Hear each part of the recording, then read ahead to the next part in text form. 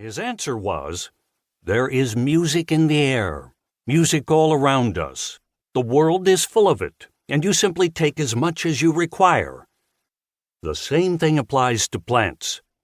They are, like music was for Elgar, literally all around us, and to write about them, all you have to do is listen to their stories and tell them, each time using as much as we require.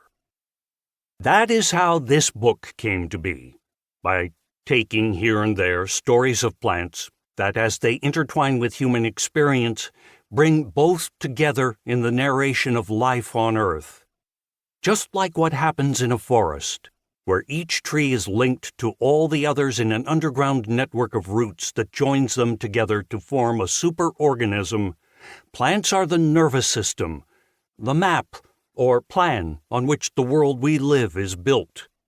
Not seeing this plan, failing to use it in planning our world, believing that we humans have by now placed ourselves above nature, is one of the gravest dangers to the survival of our species.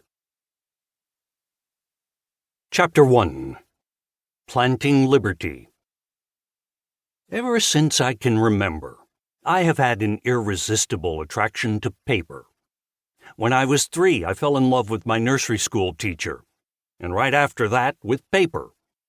This second passion has persisted unaltered and intact from my childhood, accompanying me since well before I started taking an interest in plants and such. One of my earliest memories of emancipation is tied to paper. To be more precise, to paper in the form of comic books. At the time, I believed comic books came directly from the generous hands of my parents or other adult relatives, who at more or less regular intervals, and for reasons almost always related to birthdays or the achievement of some hoped-for result, bestowed on me, solely of their own volition, one of those fantastic illustrated stories.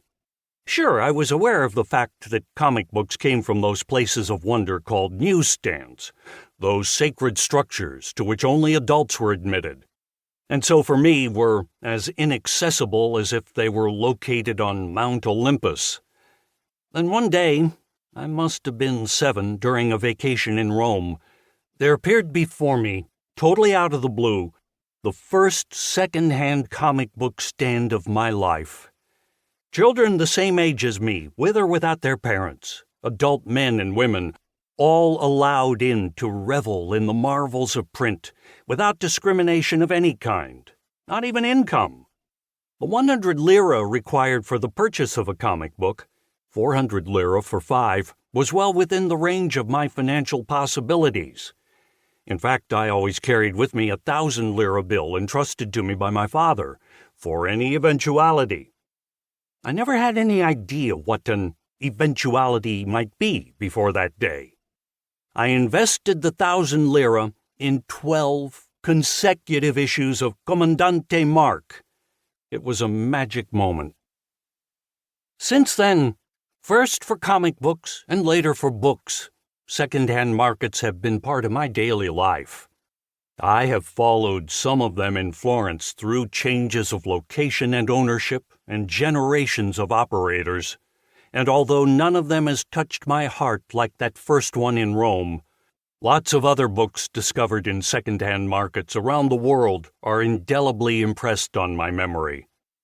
Like the time at the Marché du Livre Ancien et d'Occasion Georges Brassens in Paris, when I put my hands on a little book whose frontispiece bore the magnificent title Essai historique et patriotique sur les arbres de la liberté. The market I'm talking about is one of those can't-be-missed occasions for all those who share with me the insane passion for flea markets and used books, and who live or happen to be spending a weekend in Paris. Every Saturday and Sunday, 50 to 60 bouquinistes come together in and around the park and market named after Georges Brassens in the 14th arrondissement to display their merchandise to a robust number of fanatical bibliophiles. We recognize one another immediately. It's always the same crowd. We run into each